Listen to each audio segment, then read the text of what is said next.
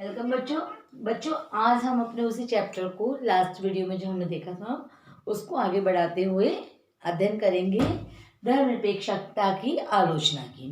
धर्मनिरपेक्षता का अर्थ, धर्मनिरपेक्षता का भारतीय मॉडल, धर्मनिरपेक्षता का यूरोपीय मॉडल हमने लास्ट वीडियो में पढ़ा था ना। और भारतीय संविधान की एक विशेष बात है, ये अनुच्छेद 14-15 के अंतर्गत धर्मनिरपेक्षता का अध्ययन किया गया है। ठीक है। अब देखो आलोचना है। अब पॉलिटिकल साइंस एक ऐसा विषय है, मैंने आपको बहुत बार ये बात बताई है कि राजनीति विज्ञान एक ऐसा विषय है जिसमें जो बात कही जाती है, जो सिद्धांत कहे जाते हैं, जो पॉइंट्स दिए जाते हैं, उनकी तुरंत आलोचना कर दी जाती है। आलोचना तो आप और हम जानते ही हैं कि हर चीज़ की कर सकते हैं। आज अपन भी किसी की बुराई करना चाहते हैं तो आसानी से कर लेते हैं, परंतु उन बातों के लिए हमारे पास कोई ठोस तर्क होने अनिवार्य है। जैसे कि धर्म विरोधी, भारतीय धर्मनिरपेक्षता की जो है, धर्मनिरपेक्षता की आलोचना कैसे की जाती है, इसको धर्म विरोधी कहा जाता है। जैसा कि यहाँ भारतीय धर्मनिरपेक्षता पर यह आरोप लगाया जाता है, ये तर्क दिया जाता है कि धार्मिक वर्चस्ववाद का विरोध करती है। तो क्या ये धर्म विरोधी हो गई? तो आलोचना करने वालों ने ये कह दिया कि ये कि एकदम धर्म विरोधी है, मतलब ये सभ्यता संस्कृति का विरोध करती है। लेकिन ऐसा नहीं है, ये धर्म विरोधी न होकर धार्मिक, मतलब धार्मिक तो है लेकिन किसी एक धर्म को विशेष महत्व नहीं देती है। जैसा कि देखो इसमें ये धार्मिक स्वतंत्रता, समानता, भ्रातृत्व को महत्व देती है। ये किसी विशेष धर्म को, धर्म मतलब मजहब को, मजहब मतलब जैसे सपोज करो ब्राह्मणवाद को हुआ, हिंदूवाद को हुआ, मुस्लिमवाद को, उनको एक तत्व को महत्व न देकर ये क्या करती है, धार्मिक समानता, धार्मिक पक्षपात रहित वातावरण का निर्माण करती। कौन? भारतीय धर्मनिरपेक्षता। जबकि इस पर आलोचना क्या लगाई जाती है कि ये धर्म विरोधी है। जब तो हम क्या कह सकते हैं कि ये कोई धर्म विरोधी धारणा नहीं है, बल्कि ये धार्मिक क्षेत्र में समानता, स्वतंत्रता का प्रतिनिधित्व करती है ना। पश्चिम से आयातित भारतीय धर्मनिरपेक्षता पर आरोप है, माना जाता है कि इसको पश्चिम से आयातित किया गया है। आयातित करना नहीं, आयात करना, मंगाना, बुलाना। तो हमारी जो धर्मनिरपेक्षता का पॉइंट है, इस पर एक बात लगाई गई है कि आपको पता है हम स्वतंत्र हुए थे 47 में, उससे पहले पश्चिम मतलब यूरोपीय कंट्रीज में धार्मिक ये सेकुलरिज्म का महत्व था। तो इस पे कहा गया है कि पूरे ईसाइयत यानी ईसाई लोग ईसाइयत से क्या है, ईसाई से प्रभावित है ना, पूरी तरह से उससे कवर्ड है। जबकि ऐसा कुछ नहीं है। क्या भारत में कोई चीज़ बनती है उसका यूरोपीय कंट्री विरोध करती हैं? जैसे कि शून्य, जीरो का आविष्कार कहाँ हुआ था? भारत में हुआ था। तो क्या विदेशी कंट्री ने उसको अपनाने से मना कर दिया? नहीं। इसी प्रकार धर्मनिरपेक्षता का उदय पश्चिम हुआ, जबकि हमारे सिद्धांत अलग है पश्चिम से, हुआ ना। तो पश्चिम से उदय जरूर हुआ है, लेकिन इसको हमने अपनी परिस्थितियों के साथ, अपनी आवश्यकता के अनुसार, अपने तरीके से, अपनी संस्कृति के अनुसार इसको अपनाया है। अल्पसंख्यकवाद, भारतीय धर्मनिरपेक्षता पर एक बड़ा आरोप लगता है कि अल्पसंख्यकवादी है। देखो जब बेटा हमारा संविधान लिखा गया उस समय क्या होता, आपको पता है हमारे को जो आज़ादी मिली थी वो क्या मिली थी? विभाजन की शर्त पे मिली थी। अब विभाजित हम हो गए, तो भारत जैसे देश के सामने एक बहुत बड़ी समस्या थी कि विभिन्न जाति धर्मों के लोग यहाँ बढ़ते। तो उन जाति धर्मों के लोगों में कहीं ऐसा कुछ ना आ जाए कि हम पिछड़े हुए हैं, उस समय जाति प्रथा भी थी ना, तो कहीं ऐसी भावनाएं ना आ जाए, इसलिए अल्पसंख्यकवाद के हितों के लिए कुछ कानून, कुछ धाराएं, कुछ नियम हमारे संविधान में बना दिए गए। तो आरोप लगने लग गया कि धर्मनिरपेक्षता वो अल्पसंख्यकवाद को बढ़ावा देती है। जैसे एक मैं छोटा सा उदाहरण आपको बताती हूँ। सपोज करो एक हम कहीं सफर पे जा रहे हैं, एक टैक्सी में जा रहे हैं, ठीक है।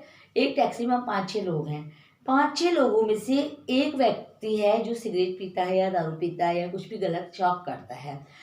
उस शौक के कारण 2 व्यक्तियों को तो समस्या हो रही है और 2 व्यक्ति ठीक है, ना तो उनको कोई समस्या हो रही है ना उनको कोई परेशानी है। तो क्या होगा? क्या उसको सिगरेट पीने दी जाएगी? नहीं पीने दी जाएगी। तो भारतीय संविधान इसी चीज़ का विरोध करता है कि सब समान है, लेकिन अगर किसी का शोषण हो रहा है या किसी के साथ कुछ गलत हो रहा है तो भारतीय संविधान उस शोषण को रोक सकता है, धार्मिक शोषण को। इसलिए इसको अल्पसंख्यकवादी कहा गया है, जबकि ऐसा कुछ नहीं है। अब है अति से हस्तक्षेपकारी। भारतीय धर्मनिरपेक्षता पर आरोप लगाया गया है कि अतिशय हस्तक्षेपकारी है, कि ये मतलब कहा तो ये गया है कि धर्म का भारतीय संविधान के द्वारा या कानून के द्वारा किसी व्यक्ति के निजी मामले में कोई हस्तक्षेप नहीं किया जाएगा धार्मिक मामले में, लेकिन ऐसा नहीं होकर ये बहुत ज़्यादा हस्तक्षेपकारी है, ऐसा इस पर इल्ज़ाम लगाया गया है, जबकि ऐसा नहीं है। ये हस्तक्षेप कब करती है, जबकि कोई ऐसा कार्य किया किसी समूह के द्वारा किया जाता है जो धार्मिक संवेदनाओं का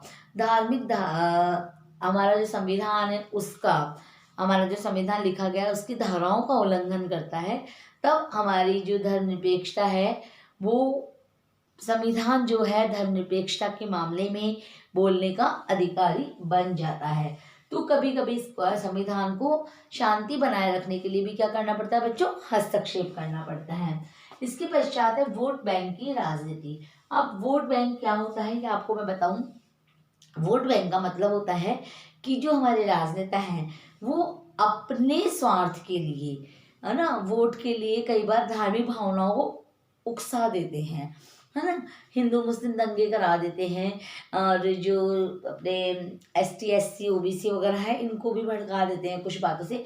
अभी हाल ही में देखो, अभी जो किसान आंदोलन चल रहा है, कृषक जो आंदोलन कर रहे हैं, ये सब क्या है, ये सब वोट बैंक की राजनीति है कि हमेशा जो पार्टी सत्ता में होती है उसके द्वारा बनाई गई नीतियों का किसी न किसी रूप में विरोध करके धार्मिक भावनाओं को, व्यक्ति की हृदय की भावनाओं को उत्तेजित करके वोट बैंक पकाया जाता है। तो जब राजनेताओं के द्वारा ऐसी हरकत करी जाती है तो वो वोट बैंक की राजनीति कहलाती है। अब हमारे जो धर्मनिरपेक्षता की जो नीति है इसको क्या कहा गया है, इसको वोट बैंक की राजनीति कहा गया है।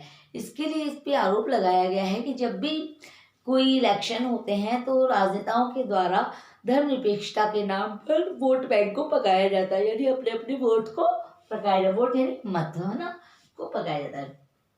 अब एक और इसकी आलोचना की जाती है कि ये एक असंभव परियोजना है।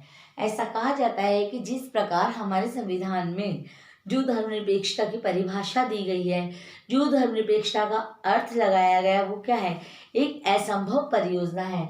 इसको किसी भी तरीके से पूर्ण नहीं किया जा सकता है। क्यों?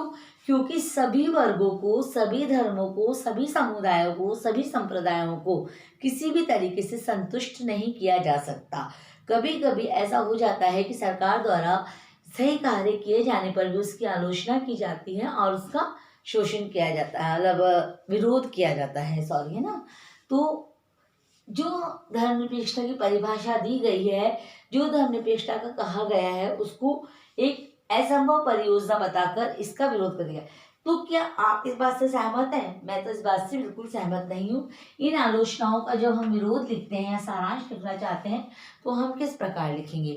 हम लिख सकते हैं कि भारतीय धर्मनिरपेक्षता ना तो धर्म विरोधी है, न ही पश्चिम से आयातित की गई है।